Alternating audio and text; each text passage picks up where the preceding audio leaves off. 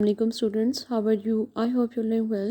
Now class 5 we have the second chapter is world climate of SSST. In this chapter we will learn the climate of the different places of the world. Now we have the weather.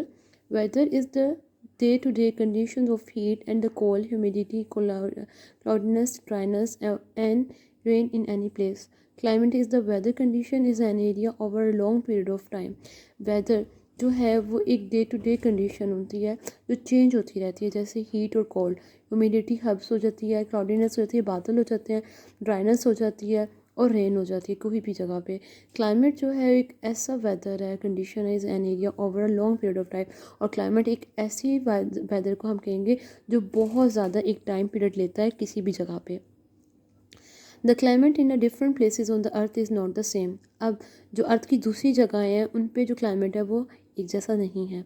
A place close to the north pole और the south pole is very cold throughout the year. अब वो जगहें जो north और south pole के बहुत करीब हैं वो सारा साल जो है वो ठंडी रहती हैं। Cold climate and in wet dried and climate. A place closer to equator is usually very hot throughout the year. वो जगह जो इक्वेटर से बहुत पास है वो सारा साल गर्म रहती है। Effect of climates. अब हम क्लाइमेट्स के इफेक्ट पढ़ेंगे कि क्लाइमेट जो है हमारी लाइफ में किस तरह इफेक्ट डालता है। अब climate has a great effects on the people. लोगों पे बहुत ज़्यादा गहरा असर दे सकता है and the way they live, और जिस तरह वो रहते हैं। Climate also has an effect on the clothes we wear. Climate उसमें भी असर करता है जो कपड़े हम पहनते हैं, द फूड वी ईट जो हम खाना खाते हैं, and the way we spend our leisure time और जो हम अपना फारिग वक्त गुजारते हैं। In a warm climate the people can take part in outdoor and the water sports. अच्छा, अब जो गर्म मौसम होता है उसमें जो है लोग क्या करते हैं, वो बाहर आउटडोर्स में बाहर की एक्टिविटीज़ में काम लेते हैं और वाटर स्पोर्ट्स में ज़्यादा हिस्सा करते हैं। अब in the cold climates the people can take parts in the outdoor sports but they mostly prefer to stay indoors and they enjoy indoor games. अब क्या होता है, जो कोल्ड क्लाइमेट्स होते हैं वहाँ पे लोग ज़्यादा आउटडोर स्पोर्ट्स में तो हिस्सा लेते हैं, बट वो ज़्यादा प्रेफर करते हैं कि हम अंदर ही घरों में रहें और अंदर इंजॉय गेम्स करें। Now students we come on the page number 8. In some parts of the world where there is a lot of rainfall and the many trees, people use wood to make their houses. अब बहुत सी जो जगह हैं ज़मीन पे वहाँ पे rainfall बहुत ज़्यादा है और वहाँ के लोग वहाँ पे ज़ाहिर है रेनफॉल जो है रेनफॉल ज़्यादा है तो वहाँ पे दरख्त बहुत ज़्यादा होते हैं, तो वहाँ पे लोग अपने जो घर बनाने के लिए लकड़ी यूज़ करते हैं। Some crops grow well in a cold climate. अब कुछ ऐसी क्रॉप्स होती हैं जो कोल्ड क्लाइमेट में उगती हैं, while others well in warm climate, और कुछ गर्मियों में। For example the wheat grows well in the milder climates and the rice grows well in warm wet tropical climates. These are two grains are the most important food of the people in the different parts of the world. The food habits of the people depend on the crop that are grown locally. अब जो climate का असर है वो हमारे खाने पे भी असर पड़ता है। हम देखते हैं कि कुछ जो है सर्दियों में बहुत उगती है हमारी क्रॉप और कुछ हमारी गर्मियों में बहुत उगती है। दो ग्रेन्स हैं जो बहुत ज़्यादा लोगों की ज़रूरी है, ठीक है, कि जो वीट है वो माइल्डर क्लाइमेट में उगता है और जो राइस है वो गर्म में। टेम्परेचर्स। अब हम टेम्परेचर के बारे में पढ़ेंगे। This world map show the major climatic zone of the world. On this map you see the special lines of latitude north and south of the equator, ठीक है। अब ये जो हम टेम्परेचर पढ़ेंगे हमारे पास आगे मैप होगा, उसमें हम क्लाइमेटिक जोन देखेंगे, उसमें हमारे पास लैटिट्यूड लाइंस होंगी जो नॉर्थ और साउथ से चलती हैं इक्वेटर की तरफ। These are the Arctic circle 66.5 degree north and the tropic of the Cancer 23.5 degree north and the Antarctica circle 66.5 south and the tropic of the Capricorn. अच्छा जी, इन्होंने यहाँ पे हमें आर्टिकल सर्कल दिया हुआ है जो इन्होंने मैयस हमें बताए हुए हम आगे मैप में देखेंगे। These lines are helpful in marking the major climatic zone of the world. अब ये जो है ना, ये जो क्लाइमेट जो इन्होंने हमें लाइन्स दी हैं ये हेल्पफुल रहती हैं हमारे क्लाइमेटिक जोन में। The polar regions, the climate regions and the tropical regions and the equatorial regions. We use the world region to describe an area of the world, a country that has a specific features. Unlike the country's geographic regions do not always have fixed boundaries. For example, the region listed above do cross a number of countries and in some cases and continents. अच्छा, अब यहाँ पे इन्होंने circles बनाए हुए हैं, Jones बनाए हुए हैं जो बाद में हम कंट्रीज़ में एरियाज़ बताते हैं कि इन कॉन्टिनेंट्स में, इन ओशंस में ये वाला क्लाइमेट रहता है. Now on the page number 9 we have the map. Look at the map. Okay, this is the Antarctic circle, which is 66.5 degrees south and 99 degrees south, and the Tropic of Capricorn 23, and the equator, the Tropic of Cancer and Arctic circles. इन ये जो है map जो है इस तरह divide हो जाता है और इनके डिफरेंट टेम्परेचर्स हैं. ठीक है, अब यहाँ पे इन्होंने आपको ट्रॉपिक ऑफ कैप्रिकॉर्न्स के नीचे जो है इन्होंने सिंबल्स दिए हुए हैं मैप के. कुछ जो pink area very hot and very wet, जो पर्पल है hot and wet, and the yellow is the very hot and the very dry, and number brown warm and wet, green cool and dry, and the white is very cold. The climate of Pakistan. Pakistan just lie to the north of the tropic Cancer. Pakistan जो है वो tropic of cancer पे लाई करता है, यहाँ पे इस line पे. The country covers the long stretch of land and the climate. The one place is quite different from that in another. The hottest month is usually June. The average temperatures and the total annual rain for a few cities are given below.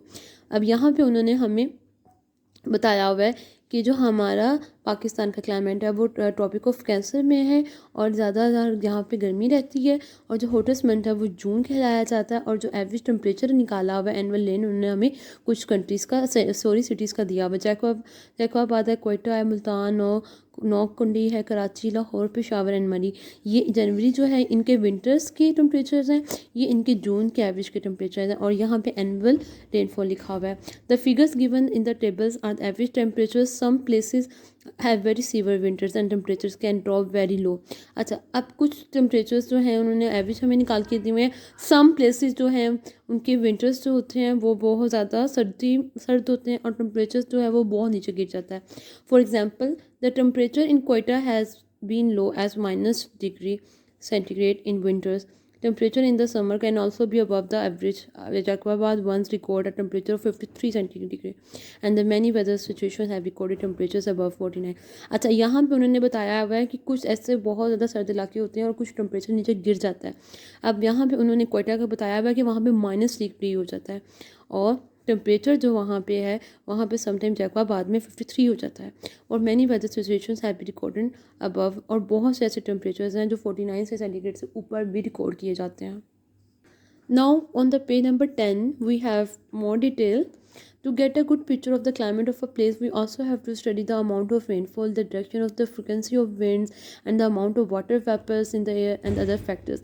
अगर हमने climate का मतलब एक और जगह का हमने उसका देखना होता है तो हम दूसरे फैक्टर्स को भी इंक्लूड करते हैं, जिसमें हमारे पास रेनफॉल आ जाता है, उसकी डायरेक्शन आ जाती है, फ्रिक्वेंसी ऑफ विंड्स आ जाती है कि वहाँ की हवा कितनी तेज़ है, वाटर वेपर्स चेक करते हैं कि वहाँ पे हबस कितनी है एयर में, और काफ़ी दूसरे फैक्टर्स होते हैं. क्लाइमेट इन्फ्लुएंस करता है मैनी थिंग्स को, बहुत ज़्यादा चीज़ों को असर डालता है. हिल्स और mountain can stop rain from falling in some places. जो हिल्स और माउंटेन है वो भी रेनफॉल को थोड़ा कम कर देती हैं कुछ जगहों पे. Strong winds can bring clouds to some areas. अब जो हवाएं होती हैं वो भी बहुत ज़्यादा क्लाउड्स को कहीं दूसरी जगहों पे ले जाते हैं. High up in the mountain it is very cold.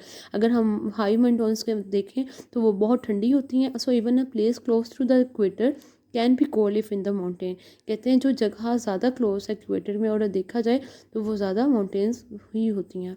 Climate change. Climate change is a change in the climatic pattern of a region on a global scale from the mid to the late 20th century toward the increased level of carbon dioxide in the atmosphere have caused a rise in the temperature of Earth. अगर हम climatic change की यहाँ पे वो बात करते हैं कि कहते हैं दुनिया में जो है बहुत ज़्यादा क्लाइमेट जो है वो चेंज हुआ है, तो अगर हम वो देखें तो वो 20 लेट सेंचुरी से स्टार्ट हो गया, और इसका लेवल जो है कार्बन डाइऑक्साइड का वो बहुत ज़्यादा बढ़ गया हुआ है. हमारी ज़मीन के टेम्परेचर को उसने ज़्यादा बढ़ा दिया हुआ है.